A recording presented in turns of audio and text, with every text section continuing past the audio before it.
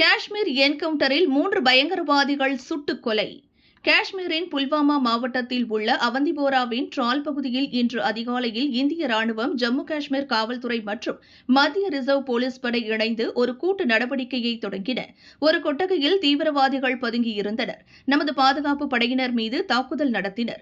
பதிலுக்கு பாதுகாப்பு படையினர் நடத்திய என்கவுண்டரில் 3 பயங்கரவாதிகள் சுட்டுக் கொல்லப்பட்டனர்.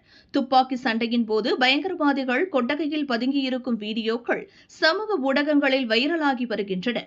இது கடந்த 48 மணி நேரத்தில் காஷ்மீரில் நடந்த 2வது மோதலாகும்.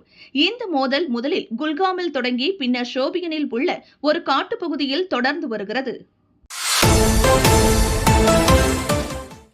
பொதுக்கூட்டங்களில் திருடும் கும்பல் சிக்கியது.